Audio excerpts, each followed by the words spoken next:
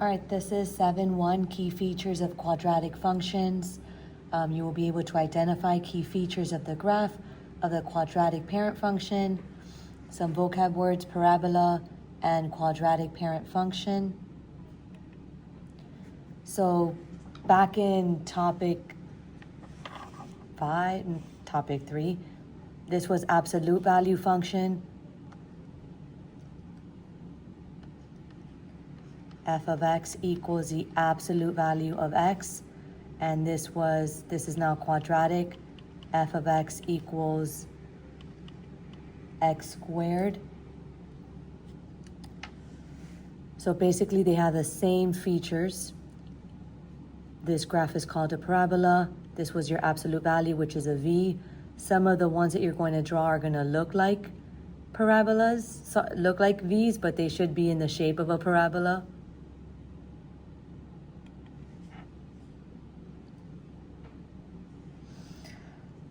All right, so the quadratic parent function is f of x equals x squared. You're always going to compare everything to the parent function. It's the simplest function in the quadratic function family. The graph of the function is a curve called a parabola. So just like linear equations, exponential, absolute value, your domain can be any values that you can substitute for x. So your domain for quadratics is also always going to be all real numbers. Your range is going to depend on whether it's pointing up or pointing down. If it's pointing up, remember that the lowest or the highest point is called your vertex. So my vertex for this one would be 0, 0. Since the lowest point is 0, the range for the parent function would be all values of y greater than or equal to 0. This parabola is pointing up. Remember that the axis of symmetry, just like absolute value, is the line that goes straight through the middle and folds it in half. It is always the x value of your vertex, so that's why my axis of symmetry is x equals 0, because of the 0 from the vertex.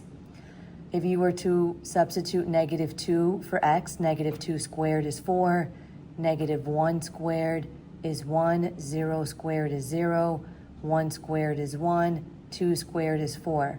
So these are your 5 ordered pairs, and then you would graph them and connect all your points and draw your parabola.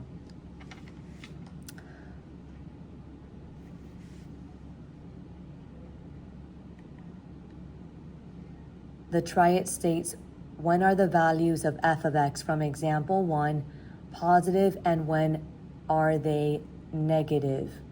Well, going back to the table, from this example, any number that you would plug in for x, any negative number when you square it is going to be a positive.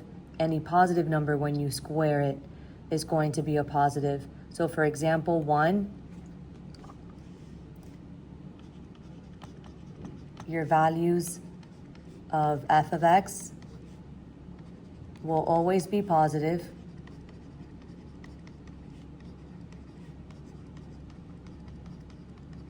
except when x equals 0.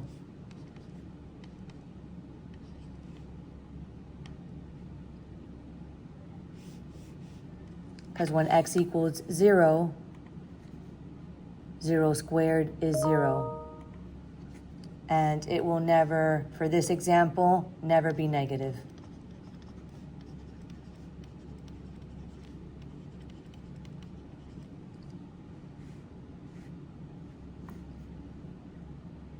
Then we have example 2. How does the value of the leading coefficient, which is your a in front of the x squared, affect the graph of f of x equals ax squared? So the red in that graph is the parent function. And then you have the green, which is f of x equals 2x squared. So notice that when a is now greater than 1, that's going to make your graph narrower. It's going to make it skinnier. And then the blue, f of x equals 0.5, it's wider than the parent. So when a is less than 1, your graph is going to become wider. All three graphs have a vertex of 0, 0. All three have the same axis of symmetry.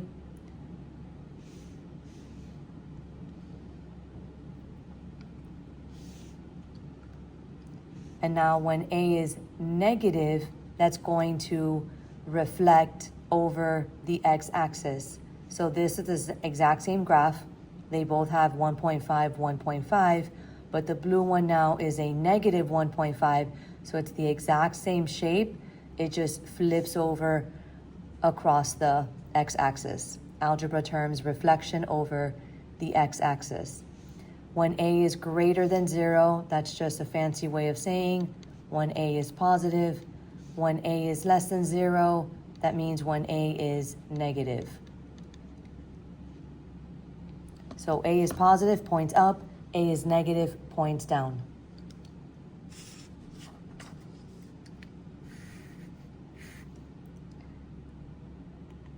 And then you try it. How does the sign of a affect the domain and range of f of x equals ax squared? It will not affect your domain. You can still plug in any number you want for a.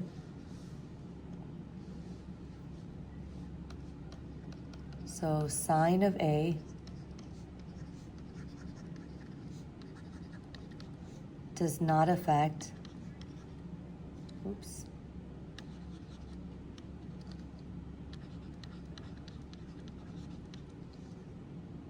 the domain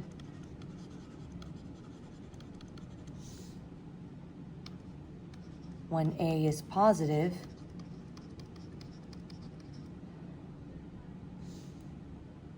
It will affect the range depending whether it's pointing up or down. So when a is positive, I'm going to refer it back to this example over here. So the red one, when a was positive, the range is y is greater than or equal to 0. When a is negative, the one that points down, 0 is now the highest point. So the range is y is less than or equal to 0. So your domain will always be all real numbers for every single type of function. Your ranges are different in your functions.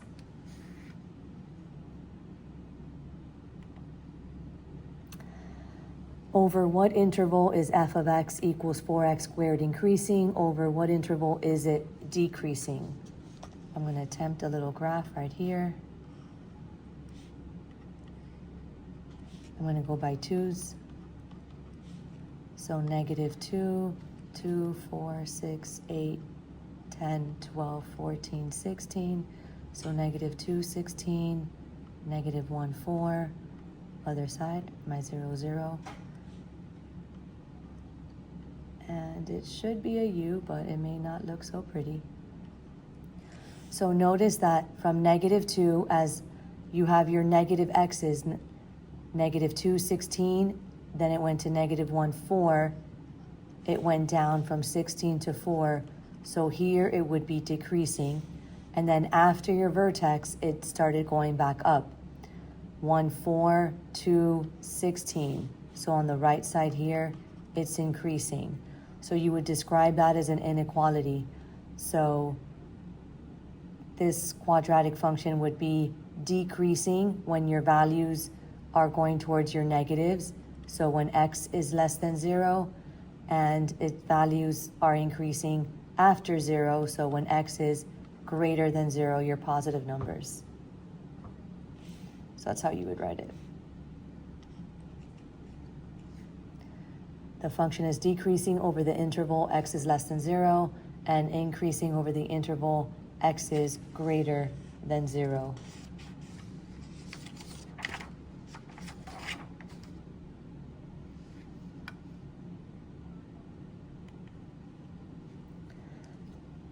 In your try it, a function of the form g of x equals a times x squared increases over the interval x is less than 0. So these are your negatives. So this is asking you what type of number does a have to be that it increases, your graph would increase over your negative numbers and decrease over the interval x is greater than 0, which are your positive numbers. What could be a value of a? Well, if it's increasing towards the negatives, that means it has to go this way and then increasing this way, decreasing. So it should be pointing down. Just going to draw a graph. Whee. So it's increasing when x is less than 0, decreasing when x is greater than 0. So this means that your parabola needs to be pointing down. In order for your parabola to point down, a has to be a negative number. So it's asking you what could be a possible value. You can pick any negative number you want. You can put g of x equals 3x squared, -4, -5. It's just asking you what could be a possibility for these intervals. It could be any negative number for a.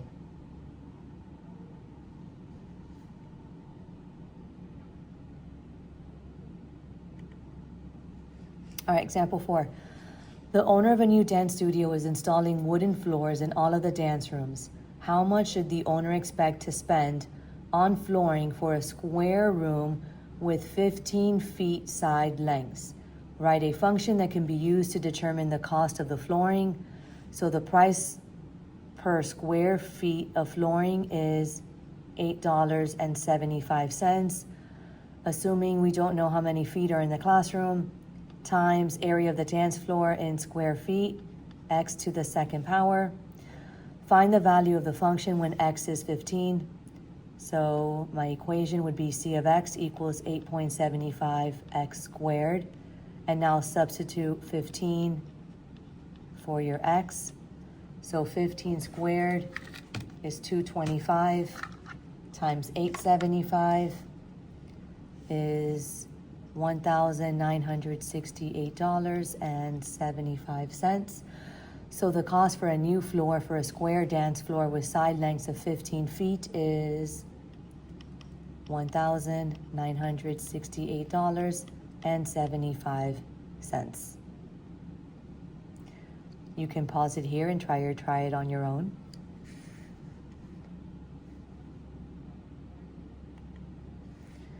Your try it is now, by how much will the cost increase if the side length of the dance floor is increased by 2 feet? So right now it was 15 feet. If it increases by 2 feet, it's now 17 feet. And the cost is still $8.75. So C of X equals 8.75 X squared. So now we're at 17 for the sides.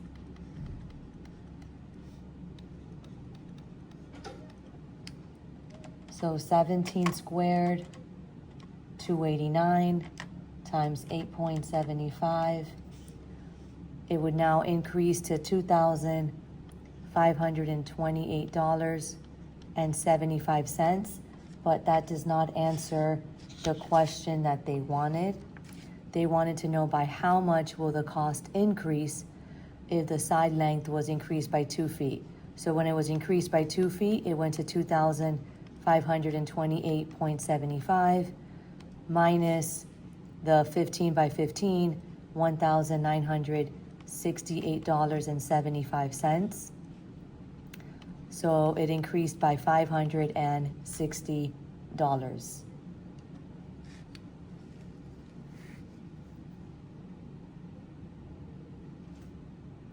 And the last example, comparing rate of change, which hopefully we know it as slope, which this is the only formula, not on your reference sheet, so we need to memorize it. How do the average rate of change for f of x equals 0.75 x squared and g of x equals 1.5 x squared over the interval 2 is less than or equal to x, which is less than or equal to 4, compare. So you have to plug in 2 and 4 to f of x, and then plug it in for g of x, and then compare the two. So here they plugged in 2 for x squared, so 2 squared, 4, times 0.75. They gave us 3, so this ordered pair is 2, 3. They plugged in 4. 4 squared, 16, times 0.75 equals 12. This ordered pair would be 4, 12. They found this rate of change first. 12 minus 3 is 9. 4 minus 2 is 2. 9 divided by 2, 4.5. Then they did g of x. They plugged in the same two numbers. G of 2, 2 squared, 4 times 1.56. So this would be a 2, 6. Then they plugged in 4, 4 squared, 16, times 1.5, 24. So 4, 24. That rate of change, 24 minus 6 is 18. 4 minus 2 is 2. 18 divided by 2 is 9.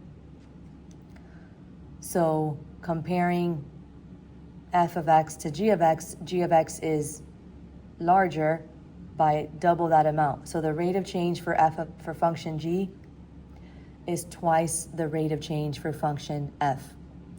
On average, the values of function f increases by 4.5 units, and the values of function g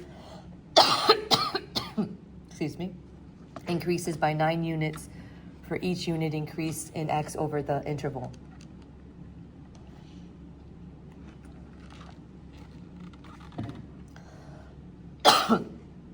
How do the rate of change relates to the values of the a in the functions?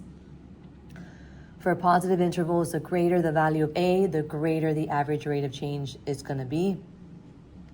In this case, the ratio of the a values in the two functions is the same as the ratio of the average rate of change. So you try it. You can pause and try it on your own. How do the average rate of change for f of x and g of x compare over the interval -5 and -2?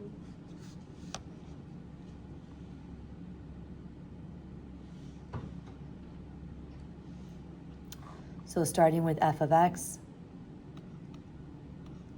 f of -5 equals -0.5 times -5 squared. -5 squared, 25, times -0.5, -12.5. So this would be -5, -12.5.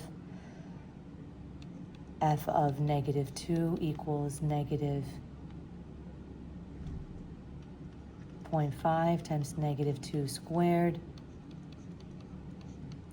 -2 squared is 4, times -0.5 is -2. So this ordered pair is -2, -2. Doing this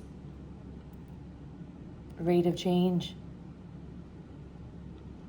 -2 minus a -12.5. Watch out with those double negatives. Over -2 minus a -5. Another double negative. Ooh. So we get a 10.5 over 3, which is 3.5. Now do the same thing with g of x.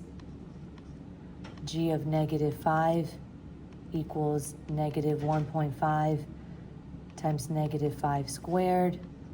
G of -5 will equal to a -37.5. G of -2 equals -1.5 times -2 squared. G of -2 equals -6, and I forgot to put my ordered pairs. -5, -37.5, and -2, -6. So doing my rate of change, -6 minus a -37.5, a -2 minus a -5. They are both double negatives. 31.5 divided by 3 is 10.5. So being that negative 1.5 is bigger than 0.5, the 1.5 is bigger than 0.5, g of x is going to be greater, and it's about 3 times greater than g of x.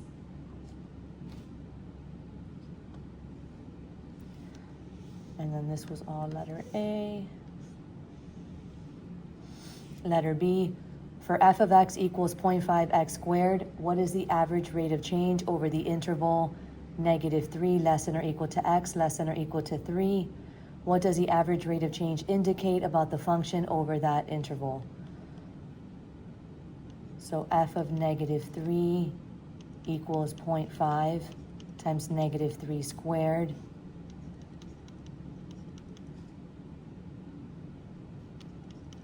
(4.5) f of a positive 3 is going to give me the exact same answer. So we have -3, 4.5, 3, 4.5, 4.5 minus 4.5, and 3 minus a -3, 0 over 6. Any number dividing into 0 is always 0. So rate of change is 0. That means that both of these are a reflection across each other on that parabola. So the values of the functions are the same for both f of -3 and f of 3.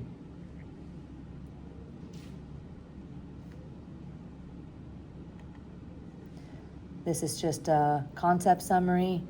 Vertex, lowest or highest point. Axis of symmetry, line that folds a parabola. It's always x equals the x of your vertex. This has a minimum value because it points up. When a is greater than 1, your parabola is going to be narrow. When a is less than 1, your parabola is going to be wider. When a is negative, it makes it point down. Negative will not change the shape, wide or narrow. It just makes it point down. So do you know how does a value of a in each of the function affect its graph when compared to the graph of the quadratic parent function? Again, you can pause it, test yourself. It's just asking you whether it's going to be narrow or wider and whether it would also point down. So g of x equals 4x squared. A is greater than 1. This one is going to be narrower. 0.8 less than 1. It's wider. 5 is going to be narrower. And because it's a negative, it's going to point down. 0.4 is less than 1. It's going to be wider. And again, because it's negative, it's going to point down. And finding the rate of change, they already gave us the two ordered pairs, 0, 3, and 4, 43. 43 minus 3, 4 minus 0, 40 divided by 4. The rate of change is 10. So this graph is going up by 10 units from those 2 points. And that is lesson 7-1.